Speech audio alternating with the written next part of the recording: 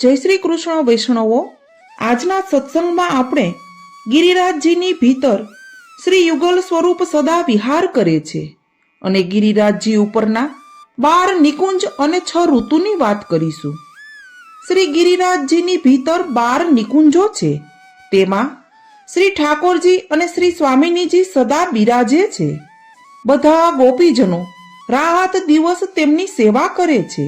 અહીં શિશિર, હેમંત, વસંત, ગ્રીષ્મ, વર્ષા અને શરદ એમ 6 ઋતુઓ એક સાથે બિરાજે છે। દરેક ઋતુનો 4 કલાકનો સમય છે। દરેક ઋતુને અનુરૂપ 2 નિકુંજો છે। એક નિકુંજ રત્નજડિત અને બીજી પુષ્પલતામય। ચરણ ઘાટીથી દંડવતી શિલા સુધીના વિસ્તારમાં આવેલી શ્રી સ્વામિનીજીના મનોરથની વસંત ઋતુની નિકુંજમાં પહેલી પોખરાજની નિકુંજમાં પ્રભુને સ્નાન શૃંગાર થાય છે અને ગોપી વલ્લભ ભોગ આવે છે। પુષ્પલતામય નિકુંજમાં ડોલોત્સવનો મનોરથ થાય છે। દંડવતી શિલાથી માનસી ગંગા સુધીના વિસ્તારમાં આવેલી શ્રી લલિતાજીના મનોરથની ગ્રીષ્મ ઋતુની નિકુંજમાં પહેલી પન્નાની નિકુંજમાં પ્રભુ રાજભોગ આરોગે છે અને પુષ્પલતામય નિકુંજમાં ફૂલ મંડલીનો મનોરથ અંગીકાર કરે છે।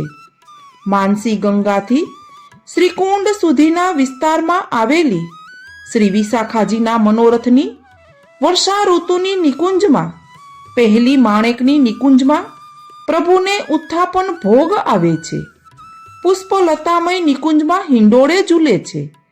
શ્રીકુંડથી ચંદ્ર સરોવર સુધીના વિસ્તારમાં આવેલી શ્રી ચંદ્રાવલીજીના મનોરથની શરદ ઋતુની નિકુંજમાં પહેલી હીરાની નિકુંજમાં પ્રભુ શયન ભોગ આરોગે છે અને પુષ્પલતાની નિકુંજમાં રાસોત્સવ મનાવે છે।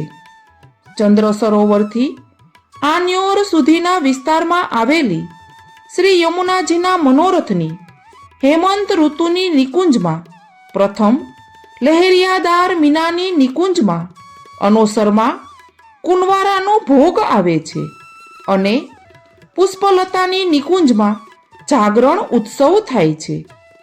આન્યોરથી ગોવિંદકુંડ સુધીના વિસ્તારમાં આવેલી શ્રી ઠાકોરજીના મનોરથની શિશિર ઋતુની નિકુંજમાં પ્રથમ નીલામણીની નિકુંજમાં પ્રભુ મંગળ ભોગ આરોગે છે અને પુષ્પલતામય નિકુંજમાં હોળી ખેલનો મનોરથ અંગીકાર કરે છે।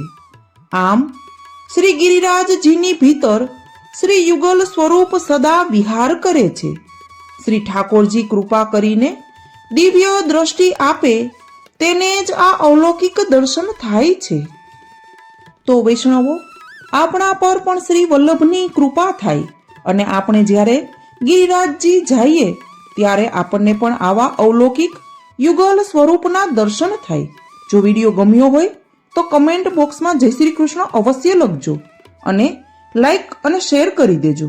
જય શ્રી કૃષ્ણ।